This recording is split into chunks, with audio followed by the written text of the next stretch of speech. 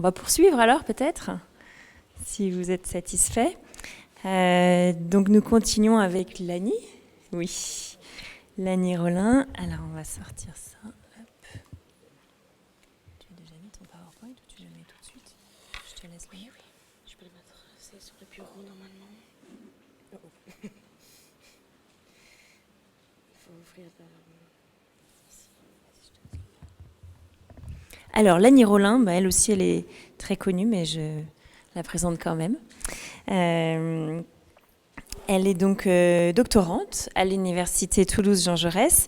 Elle fait sa thèse de doctorat sur les plafonds peints domestiques à la fin du Moyen-Âge en Occitanie, sous la direction de Kit Ricaz et Virginie Tcherniak. Et elle nous présente aujourd'hui un certain nombre de plafonds inédits, donc qui font partie de sa thèse, mais qu'elle a découvert. Voilà. Donc 40 minutes à peu près. Très bien, merci beaucoup. Alors je lance...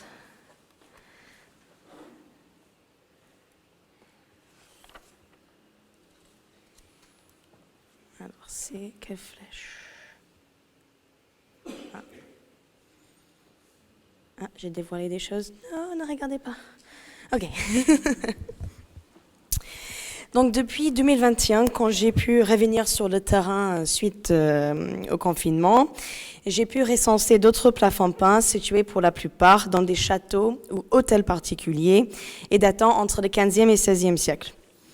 Les quelques découvertes récentes de plafonds peints dans la région ont été majoritairement réalisées dans des villes où nous n'en avons pas recensé, comme à Uzès, dans le Gard, Figeac, dans le Lot, Parisot, dans le Tarn-et-Garonne et Flamarens, dans le Gers.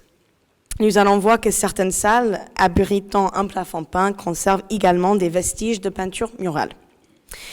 En revanche, les ensembles que je vais vous présenter aujourd'hui témoignent aussi de l'état de conservation parfois catastrophique des plafonds peints et des enjeux de travail sur le terrain.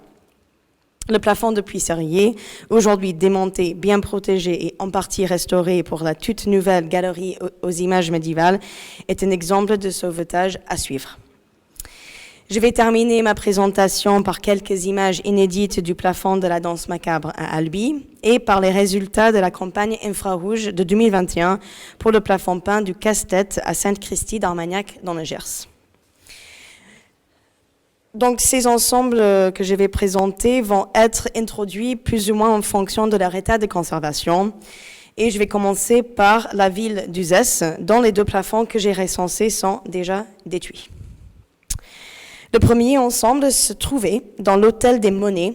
Donc à gauche, vous voyez l'état actuel de l'édifice et à droite, l'état vers 1970. L'édifice date de la deuxième moitié du XIIIe siècle avec des modifications faites à la fin du XVe ou au début du XVIe siècle, comme les fenêtres à meneaux et très probablement le plafond. Au début du XVIe siècle, l'édifice serait la demeure d'un marchand, Firmin Barlatier, fils d'un notaire, Randon Barlatier.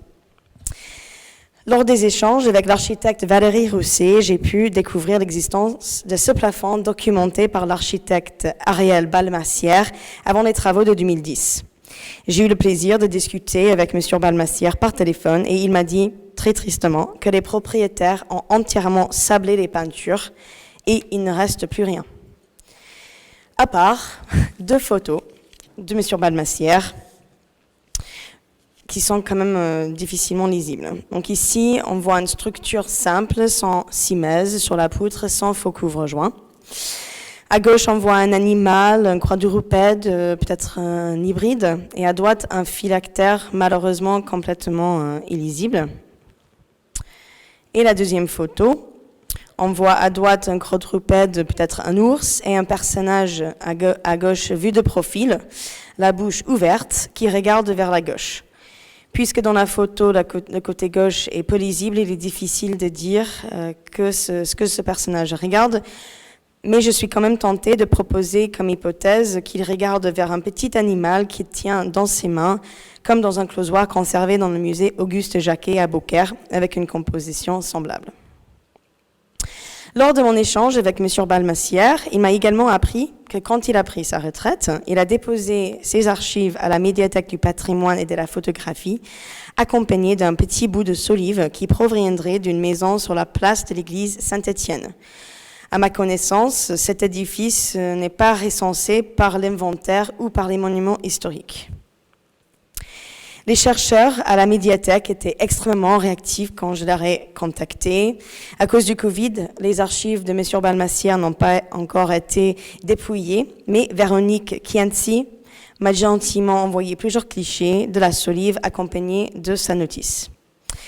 C'est une chance d'avoir l'extrémité de la solive conservée car l'encoche indique la présence autrefois de closoir qui était probablement peint.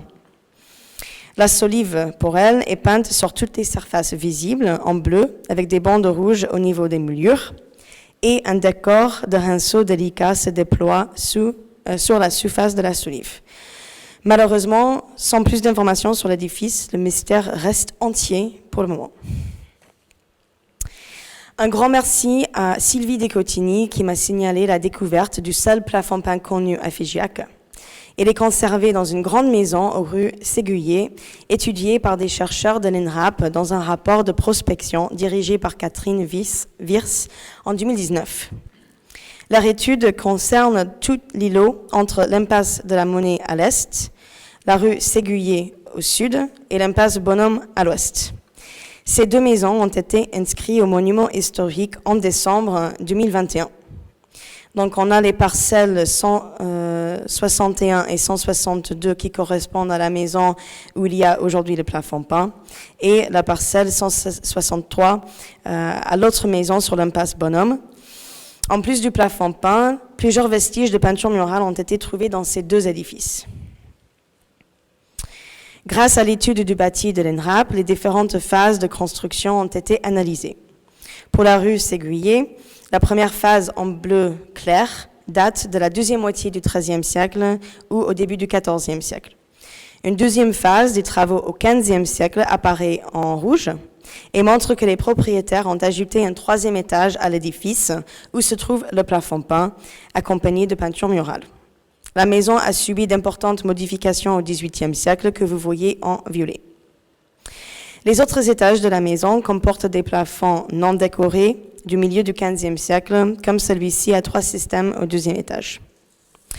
Au moment de l'étude de l'INRAP, le plafond peint n'était pas entièrement visible, car toujours caché en partie par un faux plafond qui avait déjà quand même écroulé au nord en 2018. Par conséquent, les décors du plafond ne figurent pas dans leur étude. Il a finalement été reconnu en tant que tel en 2021, quand tous les éléments restants du faux plafond furent enlevés. Ici, je vous montre le plan du 3e étage. Donc, l'étoile indique l'emplacement du plafond, dont la pièce est actuellement divisée par une cloison du XVIIIe siècle.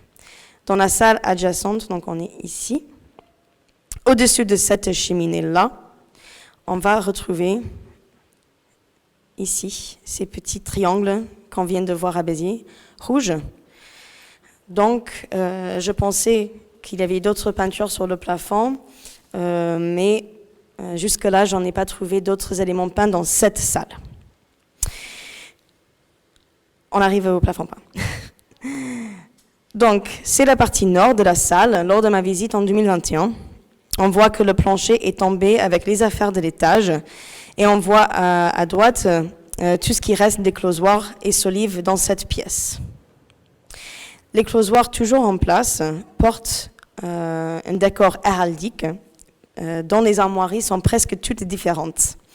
Deux d'entre elles portent des monogrammes IHS et AM, peut-être en référence à un hôpital ou institution religieuse. Emmanuel Moreau a fait part de la découverte du plafond dans le premier numéro du bulletin monumental de 2022. Malgré ses recherches dans l'armorial carcinois, aucune armoirie n'est identifiée à l'heure actuelle. Par contre, selon lui, la présence des armoiries principales d'or à 3 baisons de gueule, figurées pleines et brisées, suggère des alliances par mariage au sein de cette famille. Par ailleurs, l'étude dendrochronologique faite par Dendrotech a relevé un abattage des bois entre 1447 et 1453. Cette salle est aussi ornée de peintures murales très abîmées, qu'on voit à peine ici, Mais dans le rapport de l'ENRAP, des logiciels de traitement de l'image étaient utilisés pour faire ressortir les couleurs. Le registre inférieur, inspiré des menuiseries, est notamment composé de carrés à l'intérieur desquels on retrouve un décor à plis de serviettes courant du XVe siècle jusqu'au milieu du XVIe siècle. Par exemple, une partie des peintures murales au château de Bioul, datée du deuxième quart du XVIe siècle par Virginie Charniac, est accompagnée de plis blancs et gris soulignés en rouge, le tout sur fond jaune. À mon avis, la meilleure course d'action pour le plafond peint de Figeac est d'envisager le démantèlement des closoirs pour la restauration et conservation, comme le plafond peint de Puisserier. Le tas ramassé dans la grande pièce sera enlevé pendant l'automne de cette année et j'ai eu l'autorisation d'être présente pour chercher les éléments peints parmi les débris. Il faut espérer trouver les autres closoirs tombés dans la chute. Ensuite, le château de Flamarens dans le Gers. Donc, un grand merci à Julien Foltran qui m'a signalé le plafond peint au château. Le castrum de Flamarens est attesté en 1289 et le premier état du château actuel daterait du XIIIe ou du début du XIVe siècle. Grâce à deux beaux ouvrages, on connaît le commanditaire et le maçon des travaux au XVe et au XVIe siècle. En 1469, la partie sud du château, donc l'image que vous voyez ici est orientée vers le nord. Donc la partie sud du château est reconstruite et un escalier à vis ajouté par le maçon Jean de Cazeneuve, donc qui vient du Limousin, pour le seigneur Jean de Grossol, chef de la branche Grossol-Flamarens. Puis, avant 1536, Arnaud de Grossol fait construire la grande tour nord-est par Georges d'Ozières.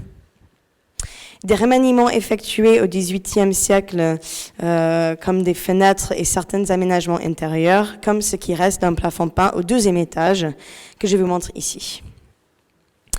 Le château est partiellement détruit en 1943 suite à un coup de foudre sur la grande tour nord-est, provoquant un incendie qui a détruit tous les planchers de la tour.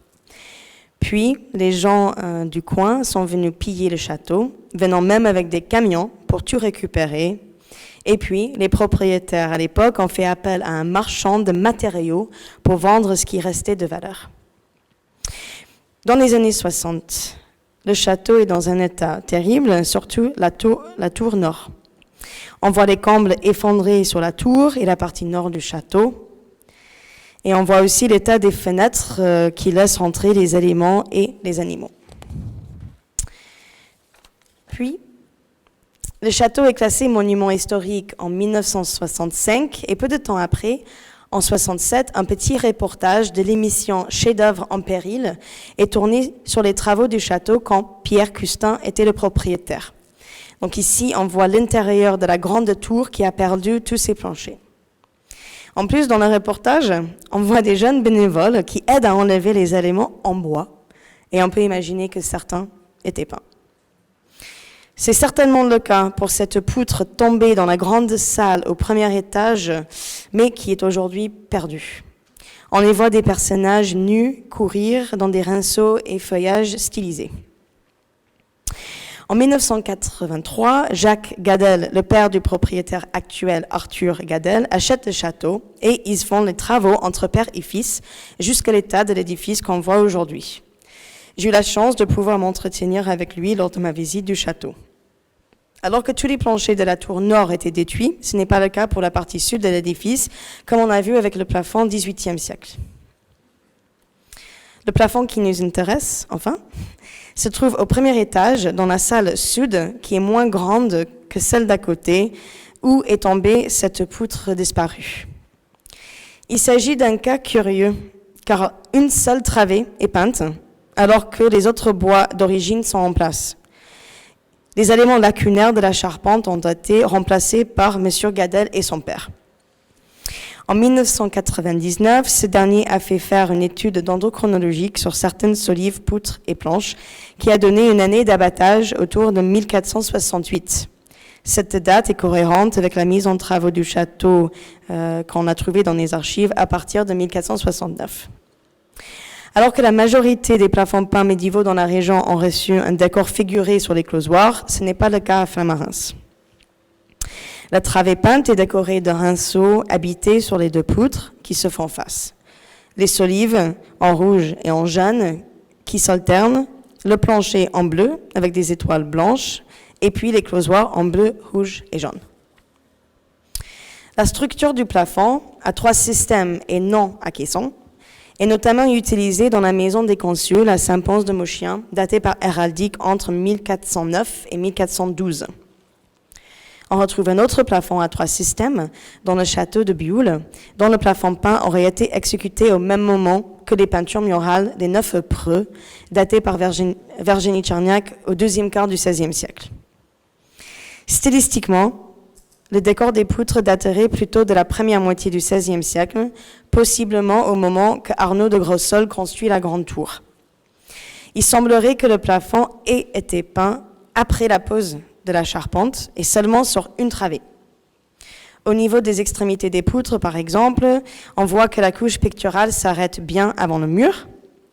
Et d'autres indices nous suggèrent l'application de la polychromie après la pose du plafond, comme les traces de bleu sur les solives, couvre-joints et closoirs, comme vous voyez ici. J'imagine qu'une cloison a séparé cette travée du reste de la salle, qui était dotée par une fenêtre pour éclaircir cette petite travée. En revanche, la fonction de cette petite pièce cloisonnée n'est pas connue. Ainsi, le plafond peint de Flamarins serait un ensemble unique à 2 égards. Une seule travée peinte sur un plafond déjà en place. Un autre plafond que j'ai pu visiter se trouve dans le château de l'Astorguier à Parisot, dans le Tarn-et-Garonne. Il aurait été construit vers 1500 pour Jean de la Valette-Labro, chevalier de Rhodes. Puisque le château était en vente, j'ai pu profiter des photos prises par l'agence immobilière qui composait une photogrammétrie. Et là, on peut voir l'emplacement du plafond que vous voyez au centre, entre les 2 tours, au sein de l'édifice au 3e étage. On entre dans la salle depuis l'escalier à vis, qui se trouve dans la tour nord-est, que vous voyez à droite, et dans la tour nord-est, à gauche, on dirait que cette pièce a servi de latrine. Le plafond comporte des corbeaux qui soutiennent 2 niveaux de closoir, dont la structure est très proche de celui dans l'hôtel Lacoste à Pézenas, que je vous montre rapidement ici. La polychromie s'alterne entre le rouge et le bleu avec une touche de jaune sur les cimaises. Des panneaux fixés entre les poutres portent des fleurs au pochoir et 2 inscriptions sur la mort. La première inscription, « Pour vivre heureux après la mort, il faut bien faire pendant la vie ». Et la deuxième inscription, « La mort prendra autant au duc qu'au prince ». On retrouve aussi des vestiges de peinture murale. De faux appareils sur fond bleu, rouge et jaune entourent les fenêtres, dont les 2 inscriptions sont placées directement au-dessus. Une partie du mur nord et de la tour nord-est comporte des traces d'un décor composé de rinceaux bicolores rouge et noir. Dans la salle, que vous voyez à gauche, les rinceaux sont peints sur de faux appareils de fond jaune entourés de traits rouges et noirs. Comme pour le château de Bioul, on peut imaginer que la campagne décorative de cette pièce a inclus les murs et le plafond. En revanche, le plafond a été restauré et certainement repeint. Je sais que certains éléments d'origine ont été démantelés lors des travaux avant la vente du château, car le nouveau propriétaire, M. Larry Yocom, conserve plusieurs corbeaux, dont un qui est peint en jaune. Donc on ne retrouve pas des corbeaux jaunes dans la salle actuellement. Grâce à Dominique Bourg, le maçon qui a travaillé sur le chantier du château, j'ai pu obtenir cette photo du plafond avant les travaux et qui suggère que le plafond avait été badigeonné en blanc. Malheureusement, je n'ai pas pu rentrer en contact avec le menuisier qui a travaillé sur le plafond et par conséquent, je n'ai pas de documentation sur l'étendue de son intervention. Par exemple, il se peut qu'une grande partie du plafond a été entièrement remplacée puis repeint dans des couleurs proches de l'original. Ensuite, passons à Pont Saint-Esprit. Donc, Valérie Dumoulin m'a gentiment mis en contact avec Cordelia Delettre, animateur du patrimoine au musée de l'art sacré du Gard, qui m'a accueilli lors de ma visite des plafonds peints dans la maison Piolenc. Elle m'a parlé de l'existence possible d'un autre plafond peint un peu plus loin dans la rue, comme j'y étais. J'ai sonné, puis sans réponse, j'ai laissé un mot manuscrit dans la boîte aux lettres de la maison en pensant que dans le meilleur des cas, je reviendrai l'année d'après pour visiter la maison. Mais j'ai eu la chance que le propriétaire m'ait surpoissonné à regarder ses courriers en rentrant à la maison. Il m'a appelé 1 heure plus tard et j'ai pu visiter la maison et voir l'état du plafond. Donc ici, on voit le bâtiment actuel. Et ces 2 photos documentent l'état de l'immeuble avant les travaux dans les années 2000, faits par le propriétaire. Le plafond peint au premier étage n'est pas très bien conservé. Le propriétaire précédent, en découvrant les décors, a décidé de les enlever avec un grattoir pour ne pas avoir à les déclarer auprès de l'administration. Après, plusieurs éléments du plafond étaient enlevés lors des travaux d'aménagement. Donc, on voit ici à gauche le bois neuf. Lors de ma visite improvisée, je n'ai passé qu'une dizaine de minutes dans la salle et par conséquent, une campagne photo complète n'a pas pu être faite. J'ai essayé quand même de prendre rapidement en photo les closoirs qui étaient les mieux conservés que je vais vous montrer. Les closoirs présentent surtout des personnages souvent arrangés en couple qui s'alternent avec des bouquets de fleurs ou des grenadines. On voit un homme représenté de 3/4 qui porte une capuche rouge, qui regarde vers la droite, malheureusement lacunaire. En revanche, les hachures marquant les plis de son vêtement confèrent un effet de l'ombre et de profondeur très raffiné. On voit un couple qui se regarde et tendent leurs lèvres pour un bisou, leur tête légèrement penchée en arrière. Un autre couple à gauche qui s'embrasse. Et un troisième couple où la femme tourne le dos à un homme qui la regarde.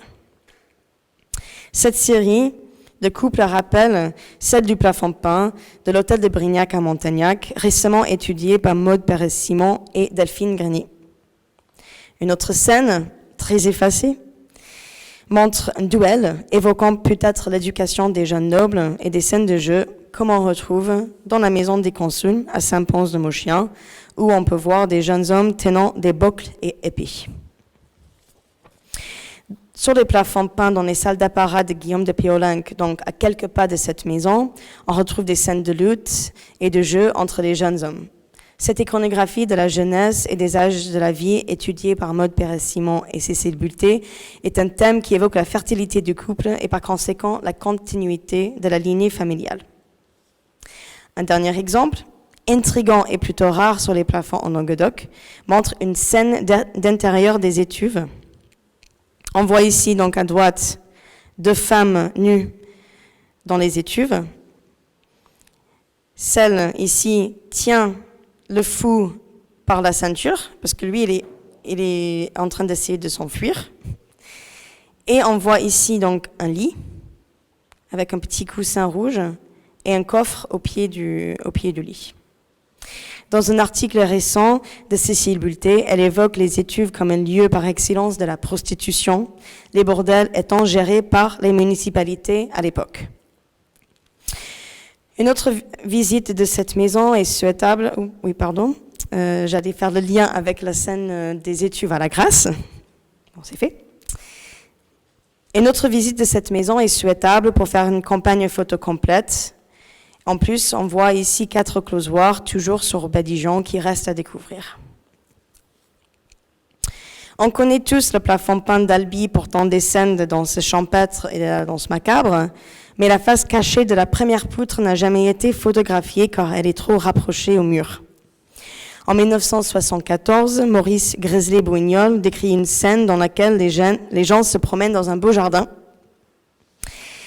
Lors de la campagne photo complète du plafond cette année effectuée par le photographe David Mogendre pour l'inventaire d'Occitanie, j'ai pu profiter du matériel pour grimper derrière la poutre et prendre des photos avec mon portable et une torche sur ma tête.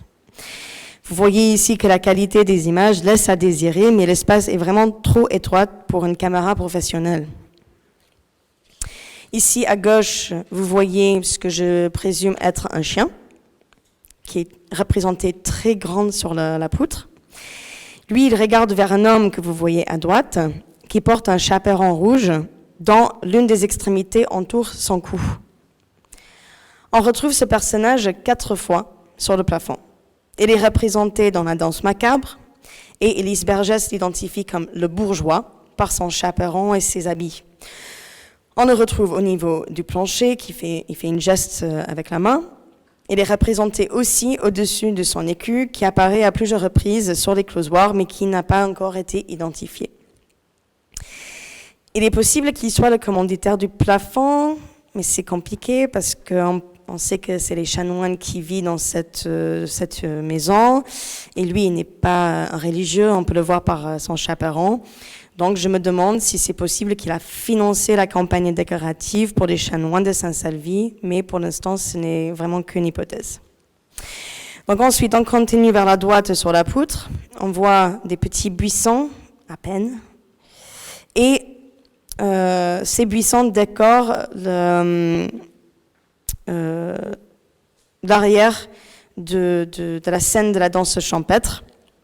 On voit aussi ce qui serait une guirlande qui semble être tenue par le bourgeois à gauche et cette figure magnifique à droite qui porte une espèce de turban ou de chaperon décoré avec des bandes noires et blanches.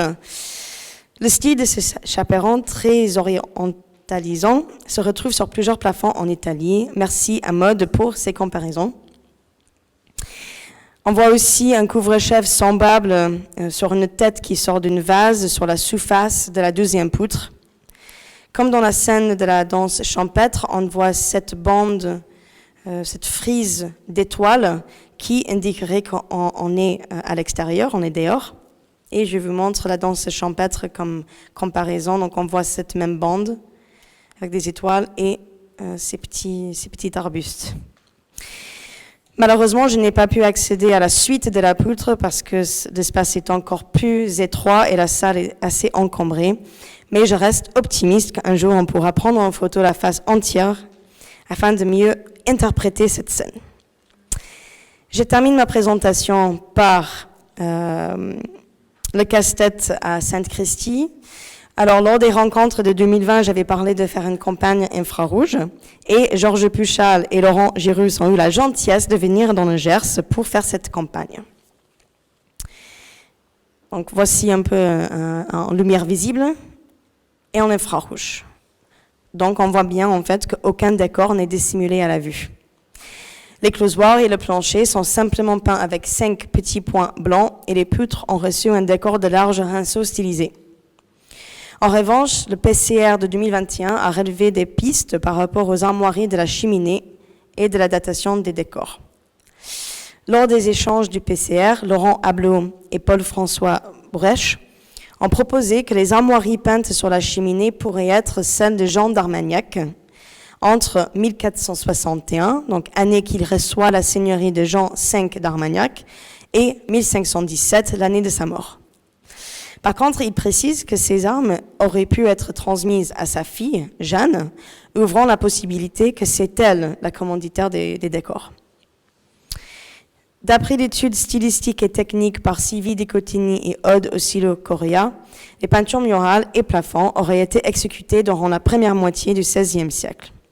En effet, ces rinceaux qui courent tout le long des poutres apparaissent surtout dans les plafonds tardifs, comme on l'a vu à Bulle et à Flamarens. Les ensembles présentés aujourd'hui témoignent des multiples états de conservation des plafonds peints de la région. On a rapidement vu des ensembles d'étuis dont il ne reste qu'un bout, ou d'autres plafonds toujours en place, mais dont le décor a été entièrement sablé ou majoritairement gratté. D'autres ensembles ont perdu leurs éléments d'origine, et le plafond à Fégiac n'était découvert qu'après l'effondrement du plancher. Néanmoins, plusieurs de ces ensembles se trouvent dans des villes où on n'en avait pas documenté la présence de plafonds peints, nous permettant de mieux comprendre l'étendue du phénomène, que ce soit dans des centres urbains ou dans des châteaux ruraux. Ces plafonds révèlent aussi les problématiques liées au travail sur le terrain, comme l'état structurel et sanitaire précaire de certains édifices, ou un manque de temps pour faire une campagne photo complète.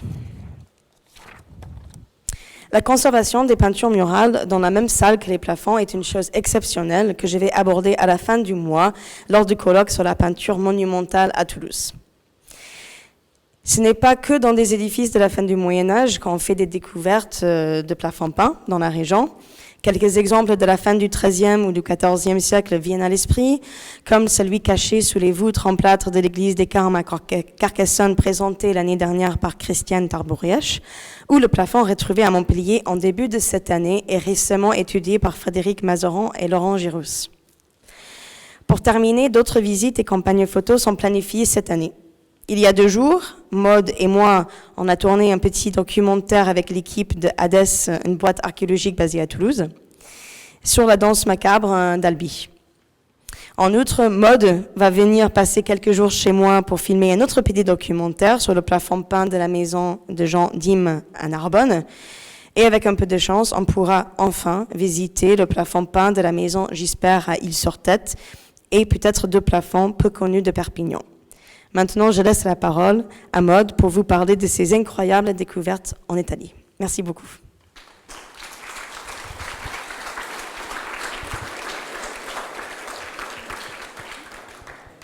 Merci beaucoup, Lani. Que de découvertes. C'est merveilleux. Je pense qu'il y aura beaucoup de questions. Qui a envie de commencer? Non? Moi, j'ai une question, j'ai plusieurs questions. Dans la maison d'Albi, ce personnage qui porte un chaperon, il y a plusieurs images, n'est-ce pas? Est-ce qu'on peut revoir les images?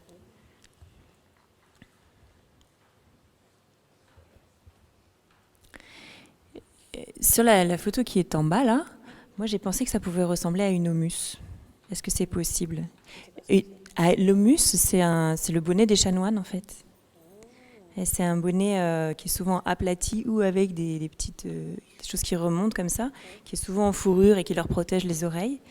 Et alors, je dois dire, c'est vrai, sur la photo de gauche, ça ressemble pas forcément à une homus, mais celle d'en bas, ce serait peut-être à voir. Okay.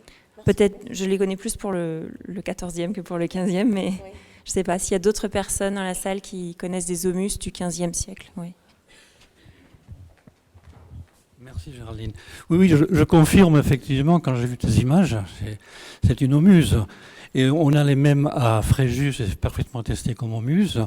On en a des enluminures qui sont absolument identiques. Et celle d'Albi que j'avais effectivement eu la chance de voir déjà il y a un petit moment, pour moi c'est évident que c'est une homuse. Donc ça attribue bien le plafond à un chanoine. Et même la première, celle où il y a cette frange qui tombe, qui paraît une sorte de bonnet de ville d'un bourgeois, etc. Dans l'homus, il y a des pendants aussi, donc qui peuvent s'enrouler autour du cou et qui couvrent. Parfois, ça couvre même les épaules. Tu vois, c'est un chapeau d'hiver plutôt. Mais ça, c'est carrément, on peut le confirmer, c'est une homuse. Bon, voilà une énigme résolue, une petite. Est-ce qu'il y a d'autres remarques, questions, suggestions? Oui.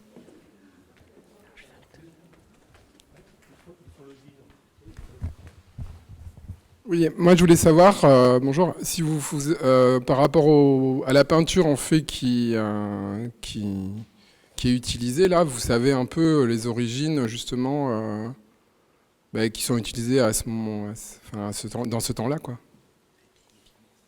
Oui, les pigments en fait que vous utilisez, qui sont utilisés. C'est pas vraiment une question.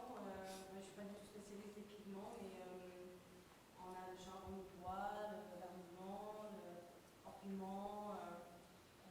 Mais pour les plafonds que je viens de présenter, là, j'ai fait d'études de pigments. D'accord. Et après, le fait d'avoir les études des pigments, ça peut. Vous savez la période à peu près, c'est ça? Enfin, ça évolue, je veux dire, dans l'histoire de la peinture, l'utilisation des pigments en fait évolue, je suppose. Pour la fin du Moyen-Âge, si j'ai bien compris Sarah et Odile, on est sur des pigments sur toute cette période. Je ne sais pas si tu Ouais. Oui, malheureusement, ça ne permet pas de dater précisément en fait. Les pigments sont utilisés sur une large période, donc au Moyen-Âge, à la Renaissance, c'est exactement les mêmes pigments, les mêmes techniques. Donc il n'y a pas de spécificité de marqueur chronologique. Lani, un des derniers plafonds que tu as montré, avec possiblement Jean d'Armagnac, tu as montré des closoirs avec des décors de points. Ça peut être envisagé potentiellement comme des armoiries. Il faudrait y regarder, parce qu'à Toulouse, donc là, Toulouse, on n'est pas très loin du Gers, à l'hôtel de la Mamie, aujourd'hui disparu, tu te rappelles, on l'avait regardé, les armoiries sont complètement, des décors de Lyon, mais occupent pleinement le closoir, ne sont pas dans la délimitation scutiforme des armoiries traditionnelles. Donc ça vaudrait la peine de creuser pour voir si c'est pas un personnage. Merci.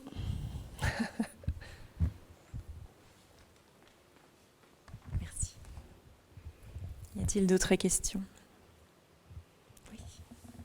Oui, bonjour. Moi, j'ai pas une question spécifique sur votre présentation. J'ai une question un peu plus générale. Donc, je suis le maire de Pussérieux. Donc, effectivement, quand on a découvert le plafond de Pussérieux, on s'est aperçu qu'effectivement, tout autour, on avait des plafonds qui normalement, c'est des plafonds peints. Donc, et notamment, on était rentré avec Frédéric dans un appartement où semble-t-il, il y aurait des plafonds. On était passé à travers une trappe. Là. Moi, je voudrais connaître la réglementation, si réglementation il y a, parce que bon, là, on va taper dans le domaine privé, de pouvoir faire des investigations archéologiques sur des plafonds, sur des lieux qui sembleraient receler des plafonds peints. Donc, bon, effectivement, il y a des appartements qui sont habités, etc., etc. Donc, on va pas pouvoir aller démonter les plafonds, hein, de fait, puisqu'il y a des faux plafonds. Mais par contre, je pense à l'immeuble que Frédéric, on avait visité, où on était monté à travers la trappe, là. Je sais pas si vous vous rappelez. Donc là-haut, il y a un appartement qui est complètement désaffecté, hein, complètement fossilisé. Et je me posais la question, puisque bon, il n'est pas occupé ni rien, est-ce que on a les moyens d'aller faire des investigations dans ce type de lieu, avec bien sûr l'accord du propriétaire, et quelle est la démarche à faire, parce que je pense qu'il y a des actions qui peuvent être importantes pour faire des découvertes futures.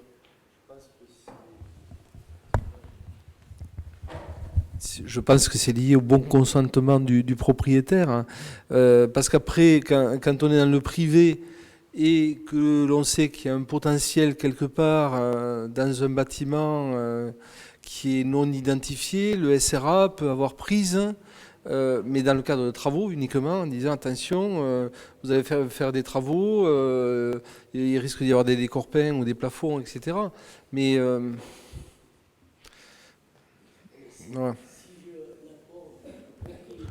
Ouais. Ouais. Ouais. Mais il faudrait passer par la fenêtre, en fait, avec une échelle. Non, ou par la fenêtre, directement. Ouais, ouais. Ah oui, alors après, ouais.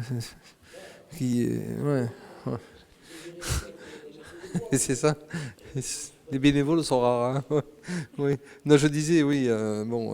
Après, en dehors du bénévolat, s'il faut faire intervenir des spécialistes, moi, je sais pas. Si vous avez l'accord du propriétaire et que vous trouvez des gens, ce qui existe, pour faire ces études, a priori, il n'y a pas de raison de ne pas les faire. Et des gens pour faire ces études, il y a des sociétés d'archéologie qui existent, qui vous proposent leurs services. Des bureaux d'études, ça existe. Mais ça, évidemment, ça a un coût. C'est pas forcément de faire des études, mais c'est déjà aller voir s'il y a un intérêt. Oui. Je pense qu'il y a des gens ici, sans doute, qui pourraient... Moi, je dirais la difficulté, c'est l'accord des propriétaires. Oui, à partir du moment où le propriétaire est d'accord, vous allez pouvoir mobiliser un réseau pour faire venir des gens, sans doute. Le réseau ici, déjà. Moi, j'ai des les RCPPM. Je ne me laisse même pas prendre des photos. Donc, ça dépend vraiment des propriétaires. Après, oui, pour être accompagné. Quand vous aurez l'accord du propriétaire, vous écrivez à la RCPPM et je pense que la RCPPM va se faire un plaisir de vous trouver toutes les personnes qu'il faut. Voilà. Moi, j'ai une toute petite dernière question sur les bleus. Oui. Tu as mentionné du rouge, du jaune, du bleu. Oui. Donc, je sais, il n'y a pas d'études de pigments qui ont été faites dessus, mais c'est du bleu. Ah, oui, je pense. Du vrai bleu, c'est-à-dire un pigment bleu ou ça ressemble à du bleu? Moi, quand je les vois comme ça, je prenais des notes, j'ai plutôt écrit noir, gris, mais bon. Alors, bon, je pense que oui, il y a aussi un procédé qui est très connu, qui est d'utiliser du noir de charbon mélangé avec du blanc, enfin du gris, pour donner un effet bleu. Ça, c'est très connu et très documenté. Mais ici, comme il n'y a pas eu d'analyse, j'imagine que tu ne sais pas. Il y a peut-être d'autres endroits où on a fait des analyses sur des plafonds peints, où on a trouvé ce type de bleu avec du noir, fait avec du noir de charbon avec un gris.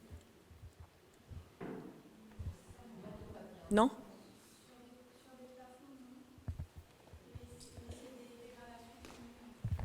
Du bleu ? De quel type de bleu ? Alors, il y a des bleus qui noircissent, effectivement. Il y a l'azurite qui a un processus de dégradation où ça noircit. C'est pas le pigment en lui-même, c'est que comme les particules sont très grosses, en fait, on utilise beaucoup de liant. Et le liant, en fait, en contact avec le cuivre, va noircir. Donc, en fait, ça donne un effet très noir. Après, l'indigo, le pastel, a une tendance à noircir aussi. Et effectivement, il y a ce que vous dites sur les faux bleus, qui sont en fait du charbon broyé et qui, en mélange avec du blanc, donne un effet bleuté. Ce faux bleu, je ne l'ai pas vu sur des plafonds, mais dans des églises, c'est assez répandu. Oui, oui. De ce que j'ai vu, moi, ça ne me dit rien, mais ça ne veut pas dire qu'il n'y en a pas. Et des bleus noircis, ça oui, il y en a. Ah oui, donc il y a plus de chances en fait que ce soit un bleu noirci dans ce cas-là. D'accord.